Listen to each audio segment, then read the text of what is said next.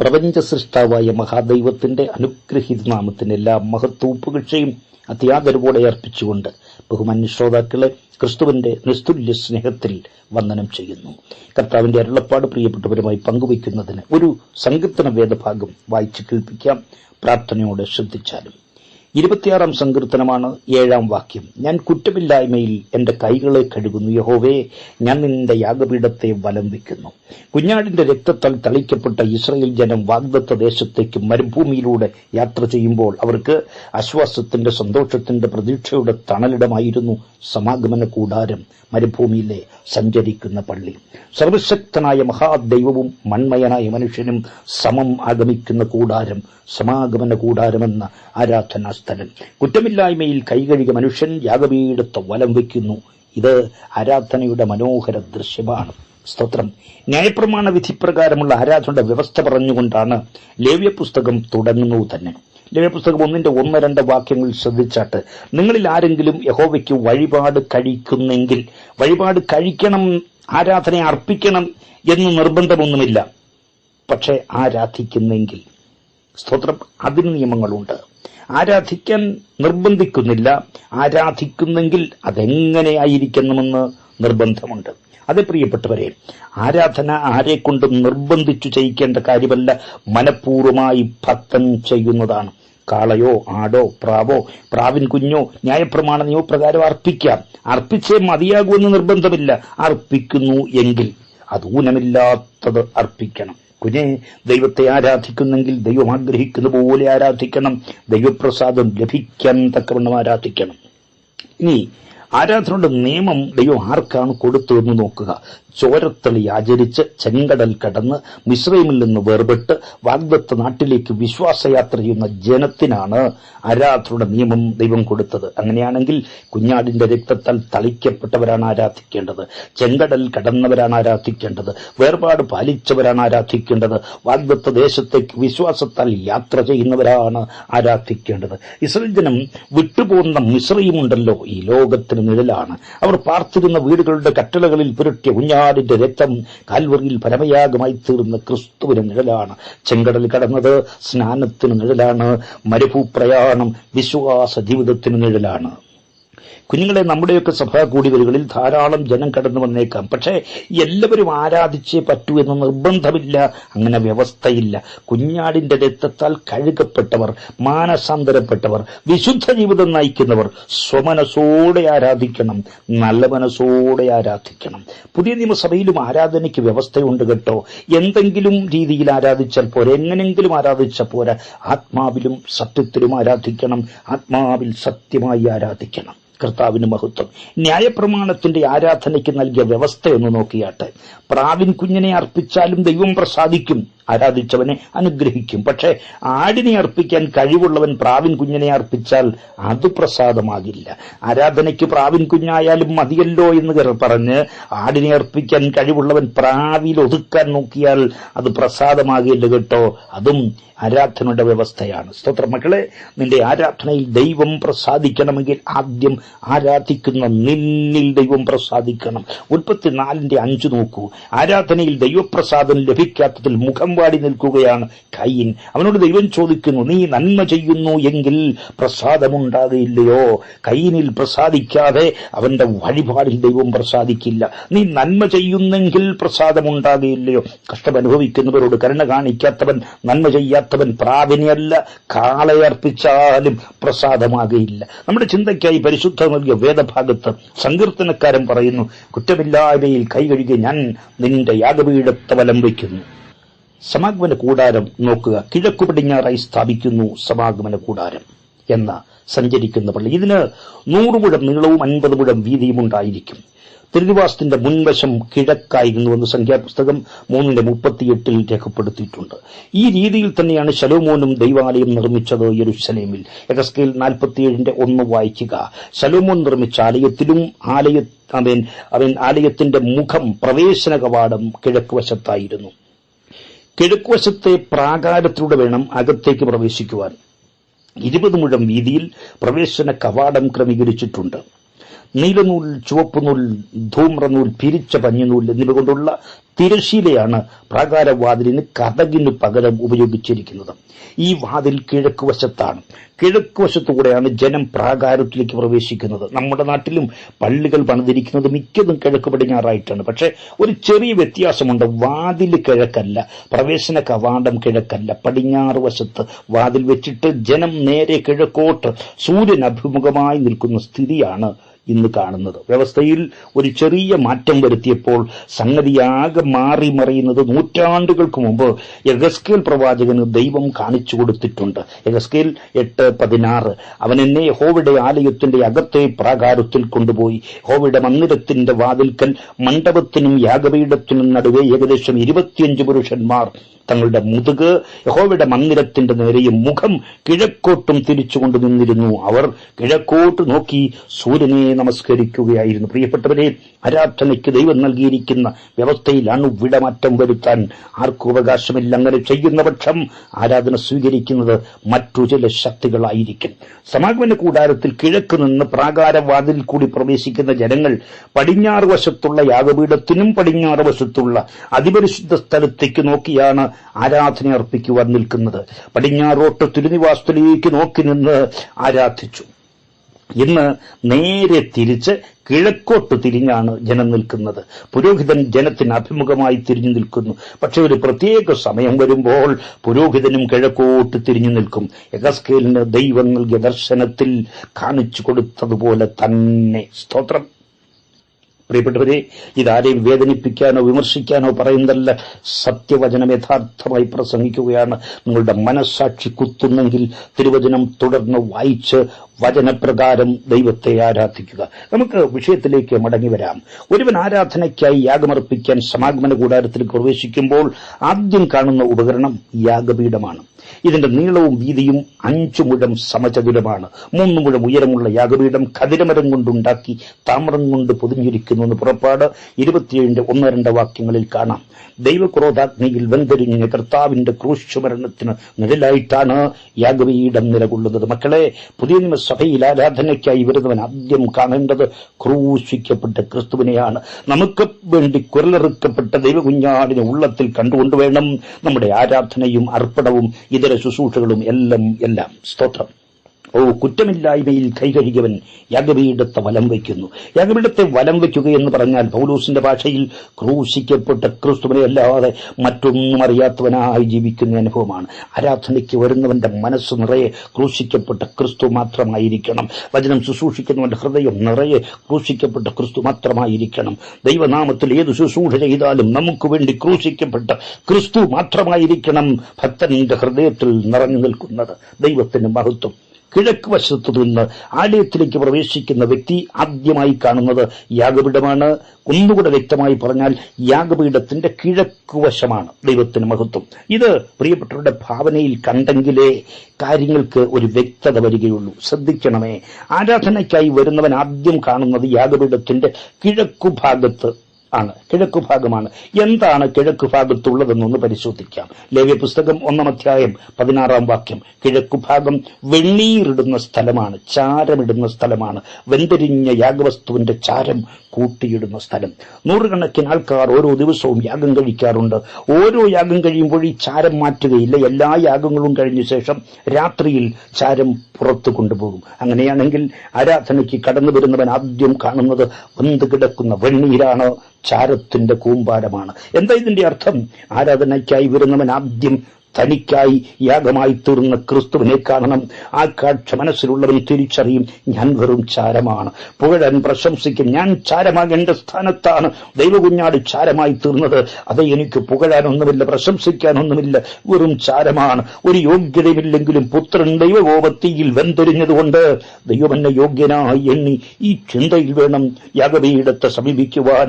ആമേൻ, hallelujah. യാഗപീഠത്തെ വലം വയ്ക്കുവാൻ, ആരാധനയ്ക്കായി മുട്ടുമടക്കുവാൻ. Nathan പ്രവാചകൻ ഒരിക്കൽ ദാവീദിനോട് അവന്റെ മകനായ ശലോമോൻ പ്രാപിക്കാനിരിക്കുന്ന അനുഗ്രഹത്തെക്കുറിച്ച് ആലോചന പറഞ്ഞപ്പോൾ ദൂത് കേട്ട ദാവീദ് പറയുന്നൊരു വാക്കുണ്ട്. 2 ശമൂവേൽ 7-18 19-20 വാക്യങ്ങൾ.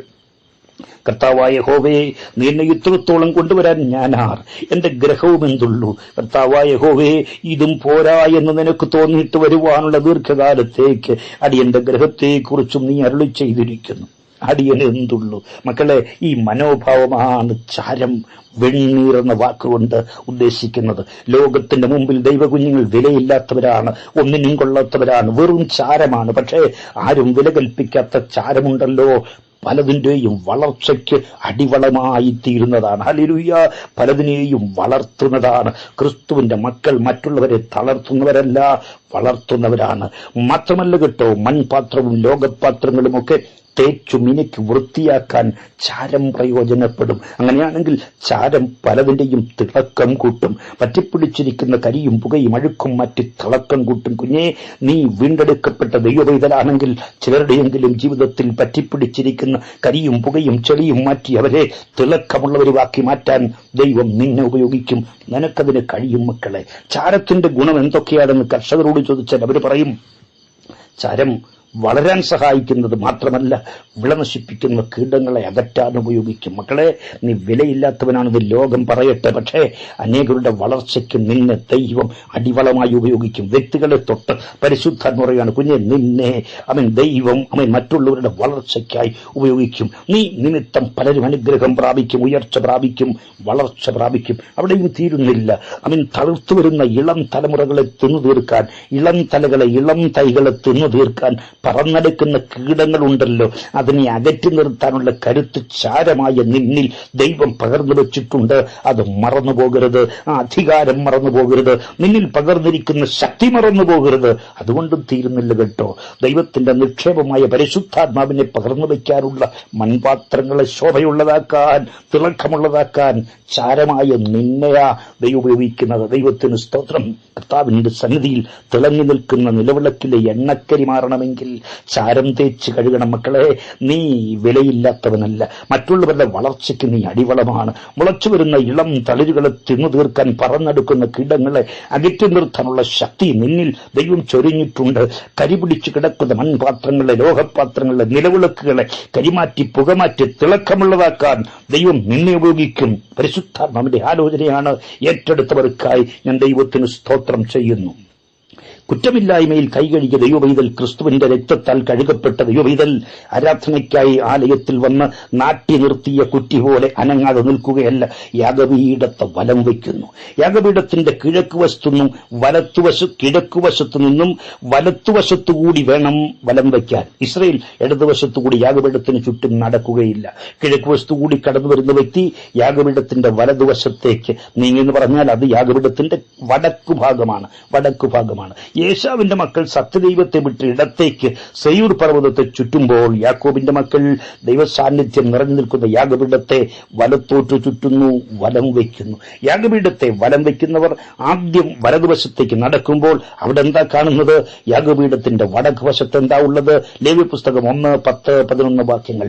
യാഗമൃഗങ്ങളെ അറുക്കുന്നത് യാഗപീഠത്തിന്റെ വലതുവശത്ത് വെച്ചാണ്. അങ്ങനെയാണെങ്കിൽ ഈ വടക്കു ഭാഗത്ത് അറുക്കപ്പെട്ട ദൈവകുഞ്ഞാടിനെ കാണാം. വടക്ക് വശത്ത് വെച്ച് ആടിനെ അറുക്കുന്നു, യാഗപീഠത്തിൽ വെച്ച് എരിഞ്ഞു തീരുന്നു, കിഴക്ക് വശത്ത് ചാരമിടുന്നു. ഒരു ചിത്രം എന്റെ പ്രിയപ്പെട്ടവരുടെ മനസ്സിൽ തെളിഞ്ഞിട്ടുണ്ടാകും. ലോകസ്ഥാപനത്തിന് മുന്നറിയപ്പെട്ട കുഞ്ഞാട്, ലോകസ്ഥാപനം മുതൽ അറുക്കപ്പെട്ട കുഞ്ഞാട്, ലോകത്തിന്റെ പാപത്തെ ചുമന്നുകൊണ്ട് ക്രൂശിൽ യാഗമായി തീർന്ന കുഞ്ഞാട്. ദൈവത്തിന്റെ മഹത്വം. യാഗപീഠത്തെ വലം വയ്ക്കുന്നവൻ അറുക്കപ്പെട്ട കുഞ്ഞാടിന്റെ രക്തത്തിലൂടെ വേണം ചുവട് വയ്ക്കാൻ. വടക്ക് വശത്ത് യാഗരക്തമാണ്. ക്രിസ്തുവിന്റെ രക്തത്തിൽ ആശ്രയിക്കാതെ ചെയ്യുന്ന ആരാധനയിൽ ദൈവം പ്രസാദിക്കത്തില്ല. മക്കളെ, സ്വർഗത്തിലെ ആരാധന തന്നെ നോക്ക്. വെളിപ്പാട് 5-ാം അധ്യായം 6 മുതലുള്ള വാക്യങ്ങൾ. ഞാൻ സിംഹാസനത്തിന്റെയും 4 ജീവികളുടെയും നടുവിലും മൂപ്പന്മാരുടെ മധ്യത്തിലും ഒരു കുഞ്ഞാട് അറുക്കപ്പെട്ടതുപോലെ നിൽക്കുന്നത് കണ്ടു. അതിന് 7 കൊമ്പും സർവ്വഭൂമിയിലേക്കും അയച്ചിരിക്കുന്ന 7 ദൈവാത്മാക്കളായ 7 കണ്ണുമുണ്ട്. അവൻ വന്ന് സിംഹാസനത്തിലിരിക്കുന്നവന്റെ വലങ്കയിൽ നിന്ന് പുസ്തകം വാങ്ങിയപ്പോൾ 4 ജീവികളും 24 മൂപ്പന്മാരും അറുക്കപ്പെട്ടതുപോലെ നിൽക്കുന്ന കുഞ്ഞാടിന് മുമ്പിൽ വീണാരാധിച്ചു. 12-ാം വാക്യം. അവർ അത്യുച്ചത്തിൽ അറുക്കപ്പെട്ട കുഞ്ഞാട് ശക്തിയും ധനവും ജ്ഞാനവും ബലവും ബഹുമാനവും മഹത്വവും സ്തോത്രവും ലഭിപ്പാൻ യോഗ്യരെന്ന് പറഞ്ഞു. അറുക്കപ്പെട്ടെങ്കിലും കുഞ്ഞാട് കിടക്കുകയല്ല കേട്ടോ, നിൽക്കുകയാണ്. അറുക്കപ്പെട്ടതുപോലെ നിൽക്കുന്ന കുഞ്ഞാട്. ഇത് ക്രിസ്തുവിന്റെ പുനരുത്ഥാനത്തെ കാണിക്കുന്നു. ഞാൻ മരിച്ചവനായിരുന്നു, ഇതാ എന്നേക്കും ജീവിക്കുന്നു. ഒരു കുഞ്ഞാട് അറുക്കപ്പെട്ടതുപോലെ നിൽക്കുന്നത് കണ്ടു. നിത്യതയിൽ ചെന്നാലും അവൻ അറുക്കപ്പെട്ട കുഞ്ഞാട് തന്നെ. സ്തോത്രം. പുനരുത്ഥാനം ചെയ്ത ക്രിസ്തു ശിഷ്യന്മാരെ തന്റെ ശരീരത്തിലെ ആണിപ്പഴുത് കാണിച്ചതുപോലെ ഭാവികാല നിത്യതയിലും കർത്താവിന്റെ കൈകളിലെ ആണിപ്പാട് കാണാം.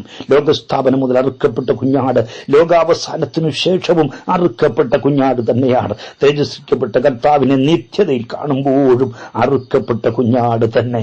ദൈവത്തിന് മഹത്വം.